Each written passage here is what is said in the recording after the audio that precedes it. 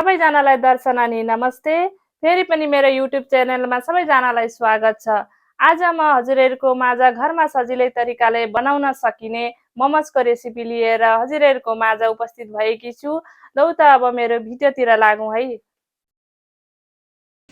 ल सुरु गरौँ है त। यहाँ चाहिँ मैले थोरै धनिया लिएकी छु, यहाँ थोरै खोर्सानी अनि 4 वटा जति प्याज अनि चिकन किमा लिएकी छु मैले दुईटा 500 ग्रामको 1 केजी जस्तो। अनि यहाँ मैले थोरै अदुवा लसुन लिएकी छु, यहाँ एउटा बन्दा सानो लिएकी छु।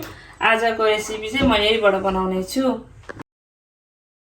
यो चाहिँ मैले प्याज काटेर यहाँ सकिसके रेडी बनाए। अब म यसमा बन्दा एड गर्छु, धनिया एड गरे मैले यहाँ। अब खोर्सानी थोरै एड गर्छु। खोर्सानी चाहिँ अलिक ठुल्ठुलै बनाएको, अलिक परैबाट देखिन्छ र नानीले पनि खान्छ भनेर निकाल्दिन नि मिल्छ।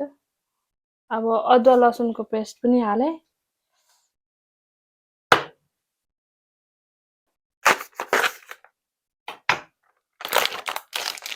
अब मैले यो चिकन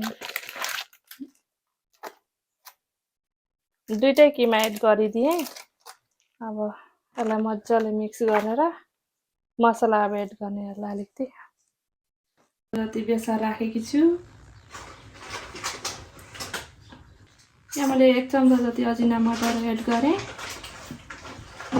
हाम्रो यो घर छेउकै दोकानमा मिल्ने मसला मैले एड गरेकी छु। यो चाहिँ एभरेस्ट मसला हो, नाम चाहिँ त्यो हो। हजुरहरूले पनि सर्च गरेर कहीँ पाउनुभयो भने एड गरेर टेस्ट गरी हेर्नु होला।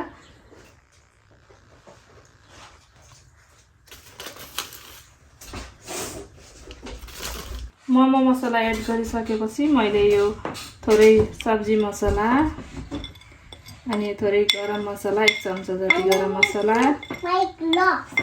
यो चाहिँ मेरो घरमै बनाएको मसला हो, सबै थोक मिक्स गरेर बनाएको मसला हो। अनि रातो खुर्सानीको धुलो, यो चाहिँ अप्सनल हो। हजुरहरूले मसला धेरै खानु हुँदैन भने यो एड नगर्दा पनि हुन्छ, एड नगर्दा पनि राम्रो मिठै स्वाद आउँछ। अनि मलाई चाहिँ लास्टमा अलिकति तितो अमिलो पिरो भन्दाखेरि त्यस्तो राम्रो लाग्छ, त्यही भएर म यो चाहिँ अलिकति राख्न लागेकी हो।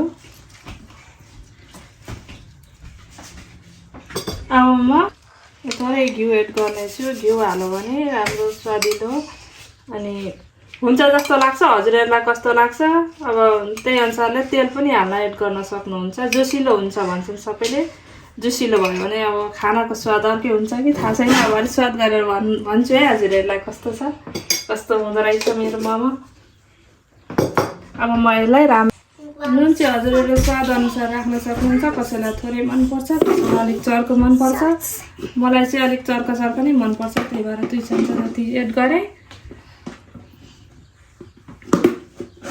यहाँ मैले सबै थोक हालिसकेँ। अब मजाले मिक्स गर्छु।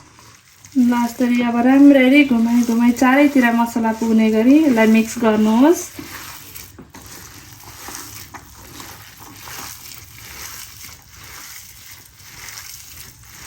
राम्ररी मिक्स गरेँ। अब यसलाई कभर गरेर 2 घण्टा जति मेरिनेट हुन राख्छु। त्यतिन्जेलसम्म म मेरो डो बनाएर तयार पार्छु।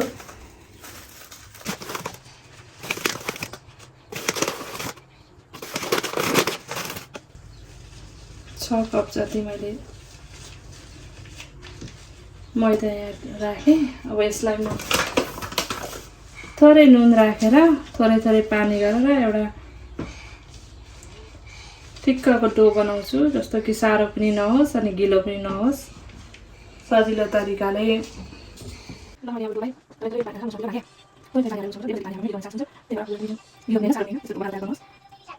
यो अब गुनिसक्यो, गर्मी पनि भयो, के गर्ने। यताबाट त टलक्कै घाम आएर गर्मी धेरै भयो। अब यसलाई छोपिदिएर चटनीतिर लाग्ने। अब ल गाइस स्टे ट्युन है। यहाँ चाहिँ मैले 1 कटोरा जति बदाम लिएकी छु, यो चाहिँ चटनी बनाउनलाई। यसलाई अलिक मजाले भुट्ने पाकेपछि हुन्छ। यहाँ मैले अब निकालिसकेँ। यहाँ चाहिँ मैले मोमोको चटनी बनाउनलाई तयार गरेकी छु। 2टा जति टमाटर काटेर ठिक्क पारेकी छु। यो चाहिँ 2-3टा केस्रा लसुन, अदुवा खुर्सानी, प्याज, धनिया, अनि यो मेरो चाट मसला, यो हल्दी पाउडर, यो गरम मसला, यो चाहिँ मेरो आफ्नो सेपरेट मसला हो, अनि सब्जी मसला हो, अनि यो चाहिँ मैले थोरै नुन राखेकी छु। अब चाहिँ म यिनीहरूलाई फ्राई गर्नलाई यहाँ कराई बसाइसकेकी छु। यसमा मैले थोरै सूर्यमुखी सनफ्लावर तेल, यही तेल म युज गर्छु। यही हो मेरो सधैँ किचनमा हुने तेल। यसमा मैले थोरै 2 चम्चा जति तेल एड गरेँ।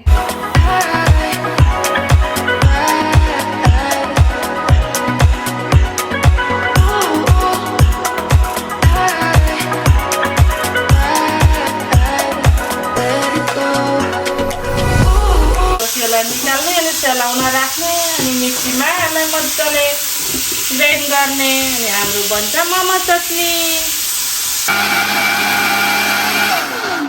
ल चटनी पनि पिसिसक्यो।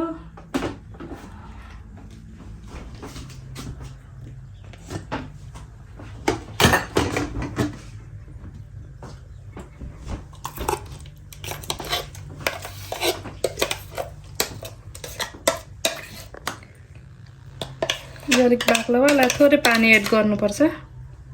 यहाँ चाहिँ मैले थोरै मैदा लिएँ। अब यसलाई चाहिँ यो सुक्खा मैदा हो, यो ठिक्क पारेँ। यहाँ चाहिँ हाम्रो डो रेडी भइसक्यो। यहाँ हाम्रो यो चाहिँ चिकन किमा हो, अनि यहाँ मैले पकाउने भाँडा ठिक्क पारिसकेँ। यहाँ चाहिँ मैले थोरै सूर्यमुखी तेल लिएकी छु। यो मेरो ब्रास हो, अनि यो चाहिँ बेलना हो। हाम्रो चौकी चाहिँ रेडिमेडै हो।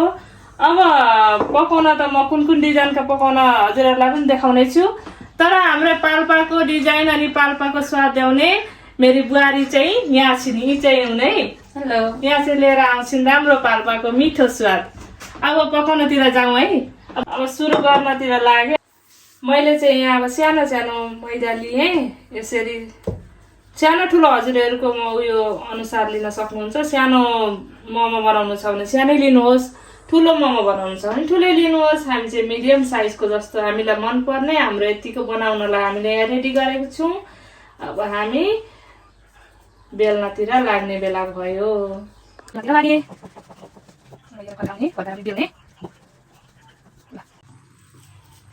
म चाहिँ त्यति गोलो राम्ररी बनाउनलाई अब त्यस्तै हो।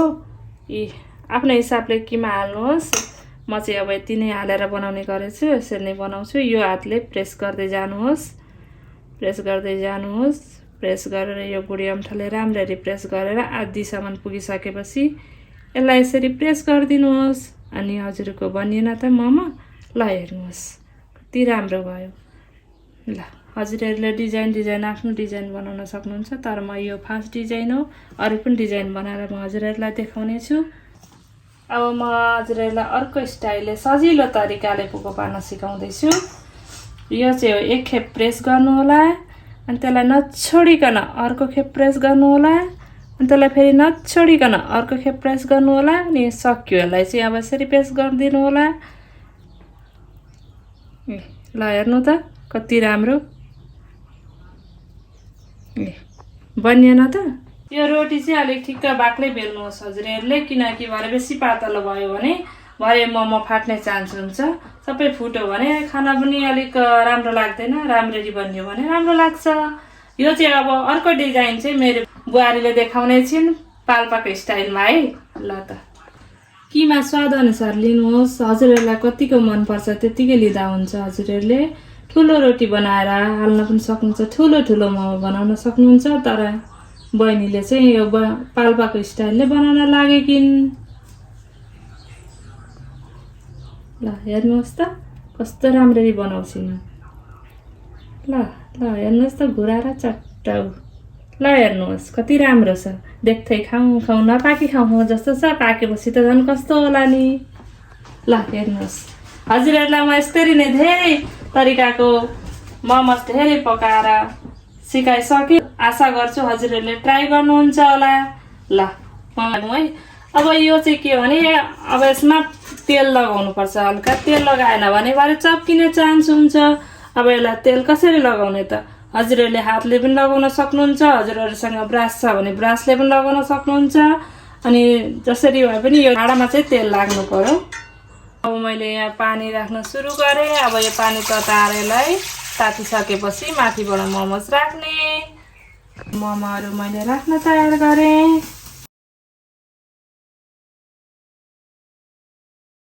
चाहिँ मोमो ठुल्ठुलो भएको छ, हामी चाहिँ ठुलो ठुलै रुचाउँछौँ। ल यो खाना पनि भरियो। अब हामी यसलाई पानी पनि यहाँ बोइल भइसक्यो। अब हामी मोमो चढाएँ पकाउनलाई। यो अब चाहिँ 15 मिनट राख्ने। 15 मिनटपछि पाक्छ हाम्रो मोमो। सेकेन्ड लट पनि रेडी भयो। हामी 2 जना हुनाले छिटो छिटो हामीले बनाएर रेडी गऱ्यौँ। फर्स्ट लट नयाँ म चेन्ज गर्दैछु। यसलाई म पकाउनलाई राखेँ। सेकेन्ड लटलाई, फर्स्ट लटलाई चाहिँ माथि नै राख्ने, किनकि यो पाकिसक्यो, हामी निकाल्ने बेला हुन लाग्यो।